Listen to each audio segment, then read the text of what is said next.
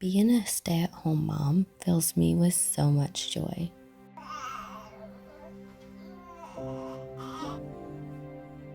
If you would have asked me 7 years ago if I would ever quit my job to be a stay-at-home mom, I would have said no.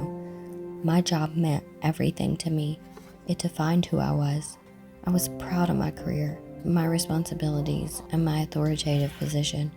My career not only defined me, but it was part of my identity until I realized that it was all a scam.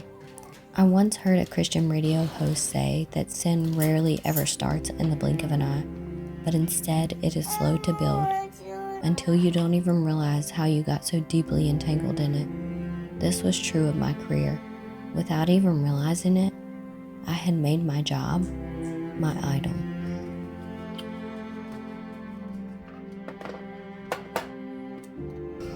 Our house is a little bit of a mess, so today I need to clean and exercise and do homeschool for Aiden.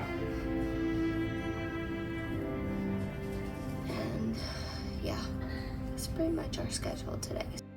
Pancakes and bacon. I wanted to be the best at work. This meant spending extra time away from my family and more time focused on my work projects. The more I strived to be the best at work, the more I thought I deserved a raise, a bonus, a promotion. I kept chasing more money, more approval, more acceptance. It started to put stress on my home life. When 2020 happened and COVID was becoming a real threat to our nation, I began to work from home more. I would spend my days outside on our back patio, working from daybreak to sunset, while my son drove his toy tractor all around the yard for hours on end. There I was, working while he played all by himself. Of course I would talk to him, but even when he wanted to show me something, I would usually say something like, "Okay, but wait, because mommy has to finish work first." But work never ended. I was so wrapped up in my job that even a timeout to focus on my son seemed unattainable. Of course, COVID got worse, and working from home became my new normal for a while. The more time I was at home, the less important work seemed to be, and the more I wanted to spend all those outside moments taking my son for tractor rides, jumping in the kiddie pool with him, going for walks just so I could pull him in the wagon. I shifted my work from daytime to nighttime cram sessions, and I finally started focusing on my family first. When I found out I was pregnant with my second child, I was already back in the office, but my mindset had shifted. I started reading my Bible daily, I was attending Bible studies at my church, and growing in my walk with the Lord. For the first time in my life, I started to think my career wasn't my purpose. I started to believe that God had a bigger calling on my life. At this time, we were clearing off trees for our land so that we could build a house. We had purchased house plans and were soon to sign contracts with a contractor. I knew that this meant my career was permanent now. As more decisions about the new house were being asked of us, the more stress started to unfold on my husband and I.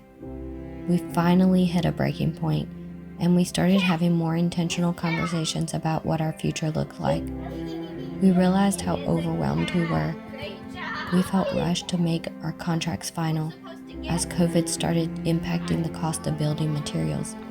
I called the bank looking to finalize some paperwork to get the house building process rolling, but I was informed that mortgage rates had jumped up once again. I hung up the phone in tears. It felt like nothing was lining up for us. We decided to put our dream house on hold.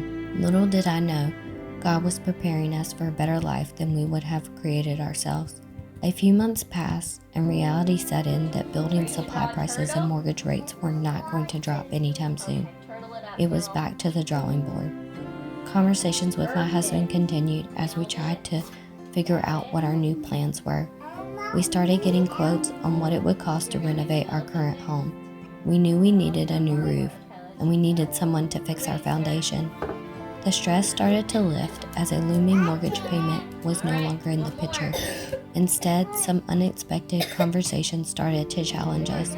I began to be honest with myself and my husband with how much my career was pulling me away from our family, and we kept coming back to the idea of me quitting my job for good. until I finally drove to work one day and announced my resignation. I agreed to train my replacement, so after 6 additional months, I finally said goodbye to my professional life. I wasn't sure how everything would work, how I would feel about being at home all the time, if we were going to be okay losing such a great salary, if this decision was actually going to make me happy. But I quickly fell in love with this new normal. It took me some time to figure out what a good schedule was for me and my son, but I finally had time to focus solely on him. No more need to request time off for doctor's appointments or speech therapy days. I was free to arrange my schedule how it would best fit not only my life, but my son's as well. I continued to get bigger with my pregnancy, and instead of feeling overwhelmed and stressed with work, I could finally focus on nourishing myself and my growing baby. In February 2022, I gave birth to Lexi. During this time, I continued my daily Bible reading at home and weekly Bible studies at church. I started taking online classes, reading multiple books, listening to podcasts, watching YouTubers, basically consuming anything that talked about God. I was becoming consumed with studying about my Creator. The Bible was so fascinating to me. My entire life, I was searching for a place to belong, my purpose to be revealed. I finally started to understand why I was created. It wasn't a hidden secret like I thought it would be. It was so obvious.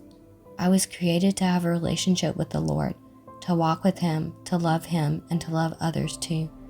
The longer I was away from my career, the more I started to realize how stressful it was and how much damage it had done on my life. I was so incredibly blind to my greed for money, my desperate need for approval, my strive for perfectionism. I didn't even notice how much sin had entangled me. As I listened to other women at my church groups speak on how much their jobs consumed them, I realized that my career was a scam. It was a complete lie told to me by society that I would somehow find happiness in a paycheck, that I would find a sense of worth by being in the workforce. You see, there is no true purpose in something that is so fleeting. I was always going to be chasing another paycheck and another praise of approval. But there is something fantastic that happens when you're a stay-at-home mom. You get to disciple your children. Everything you say and do, you model for them to take into their lives and use as they grow. Everything that I do today is something important that my kids will witness. My walk with the Lord, my love for my Bible, the times that I pray, the way that I approach my husband. Everything is important. Of all the careers that I have held, my job as a mom has by far been the most rewarding. I don't get paid with money anymore. Now I get paid with hugs and kisses. I don't negotiate for a pay raise anymore. Now I negotiate for my kids to be on their best behavior. I no longer have board meetings. Now I have family game time. I spend my days totally engulfed in my children's lives, watching them grow, learn, and love. The greatest blessings I have ever received have been my children. They have taught me how to love, to embrace joy, strive for peace, have patience, be kind, love goodness, exemplify faithfulness, be gentle, and show self-control. The Lord has used them to grow me in the fruits of the Spirit.